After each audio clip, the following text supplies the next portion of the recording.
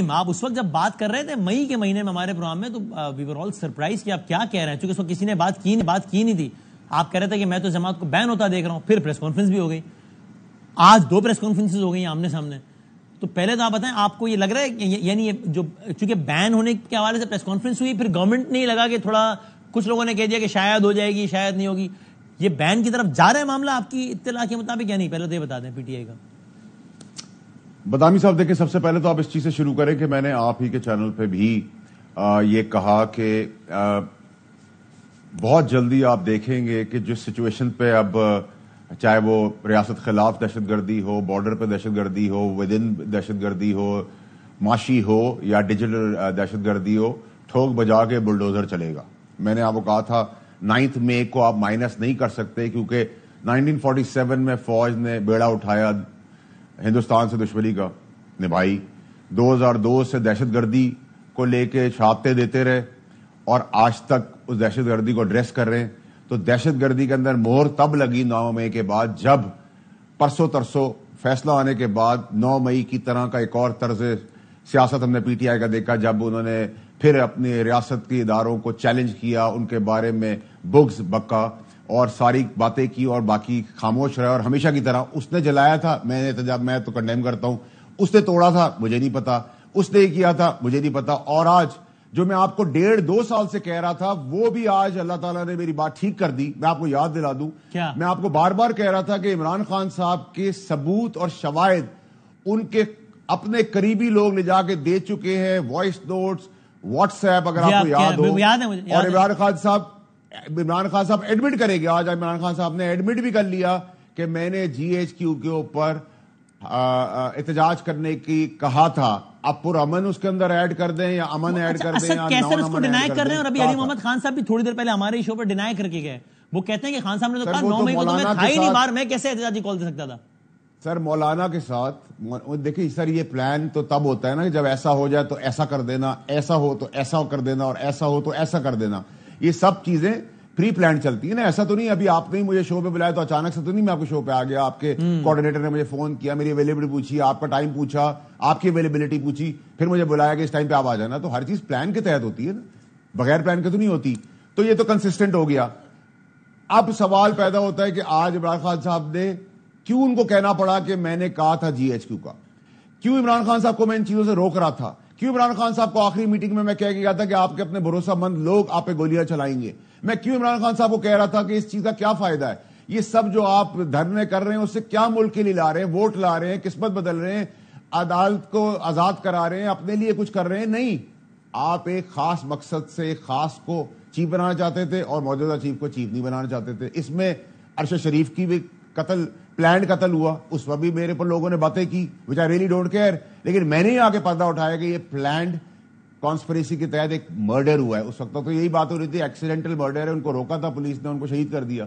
تو میرا کہنے کا مقصد ہے کہ انتشاری اور اصلاحاتی پارٹی جیسے ایم کیو ایم پاکستان اور ایم کیو ایم لنڈن تھی، ویسے تو اب سیاست ہو سکتی ہے، ادروائز نہیں ہو سکتی. اور اگر آپ مجھے پوچھیں بین ہوگی نہیں ہوگی، دیکھیں اس ملک کے اندر آپ ایک آدمی کو تخت پہ پھانسی پہ چڑھا رہے ہو تو آ جاتا ہے نوٹیفیکیشن کہ آپ وزیر اعظم بن گئے، اور وزیر اعظم کو آپ پھانسی پہ چڑھا دیتے ہیں.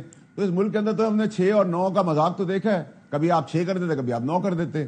پھر تکلیف بھی سب سے زیادہ ہوتی ہے جب میں سچ بتاتا ہوں، وہ اور وقت ہے میں قبل از وقت بتا دیتا ہوں. اچھا دوسری چیز، یہ جا رہا ہے معاملہ بین کی طرف یا نہیں؟ آپ کہہ رہے ہیں کہ کچھ بھی ہو سکتا ہے، اٹ کین گو ایدر وے. نہیں، بین کی اٹیمپٹ ہوگی، جیسے ٹھوک بجا کے بجٹ پاس ہوا تھا ویسے ٹھوک بجا کے ساری پولیٹیکل پارٹیاں بھی اس کے ساتھ کھڑی ہوں گی، ٹھیک ہے.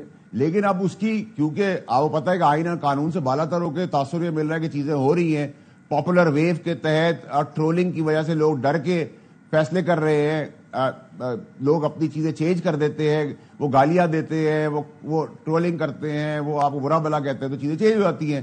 اور کنٹیمپٹ میں بھی آج تک کوئی سزا ایسے لوگوں کو نہیں بلا کے دی گئی جنہوں نے ججوں کو نام لے کے اس سے بھی بالا تر ہو کے لوگوں نے باتیں کی ہیں. شاید ان کے ڈومیسائل پنجاب کے، شاید اس لیے نہیں ہوتا. ہم جیسے لوگ تو کنٹیمپٹ میں بلائے بھی جاتے ہیں اور مجھے اس میں کوئی ریگریٹ نہیں کہ ہم معافی بھی مانگ لیتے ہیں. لیکن اب آپ دیکھ لیں، اب یہ جو آپ دوبارہ باتیں کر رہے ہیں، آپ دوبارہ نا آپ کا چکر لگ جائے سپریم کورٹ کا بھائی. سر تو اس سے پہلے تو اب بہت ساری چیزیں نا، میں نے کیا چکر لگانا ہے بھائی؟ میں تو پہلے بھی بے گناہ تھا، جب مجھے 2 دفعہ ڈسکوالیفائی کیا تب بھی میں بے گناہ تھا. جب میں نے سچ بولا تب بھی میں بے گناہ تھا, جب میں نکالا گیا تب بھی میں بے گناہ تھا. آپ یہ کہہ رہے ہیں کہ جو کام عدالت نے کرنا ہے, لیکن پارلیمنٹ کی ساری جماعتیں انکلوڈنگ پیپلز پارٹی وہ بالکل پورا زور لگائیں گی کہ بین ہو. پیپلز پارٹی بھی اس میں کوئی اگر مگر کر کے سوری کر کے پیچھے نہیں ہوگی, اپنا ایسا ڈالے گی. میری بات سنیں, جیسے میں تو آپ کو سر اتنا بتا سکتا بدامی صاحب, جیسے میں نے آپ کو کہا تھا ٹھوک بجا کے بجٹ پاس ہوا تھا, ٹھوک بجا کے سب اس پہ کھڑے ہوں گے. ایک دوسری چیز یہ کہ جس دن سے یہ آرڈر آیا ہے اس دن سے آپ دیکھیں کہ پی ٹی آئی کے اندر پھر وہ لہر دوڑ گئی ہے 9 مئی والی, وہی انتشار کی, وہی لڑائی جھگڑے کی, وہی گالم گلوچ کی, وہی بدماشی کی, وہی غنڈہ گردی کی. کیوں؟ What are we getting? کیا پاکستانی بھی اب یہ کہہ رہے ہیں کہ بھائی ٹھیک ہے ہمیں عمران خان پسند ہے کیونکہ ہمیں ان سے نفرت ہے, لیکن آپ یہ کیا کرنے جا رہے ہیں؟ ابھی آپ کے چوکیدار نے مجھے کہا چڑھتے ہوئے کہ سر یہ سمجھائیں پارٹی کو, پی ٹی آئی کو, کیا کر رہی ہے روز لڑائی جھگڑا مار دھاڑ آگ لگانے والی بات.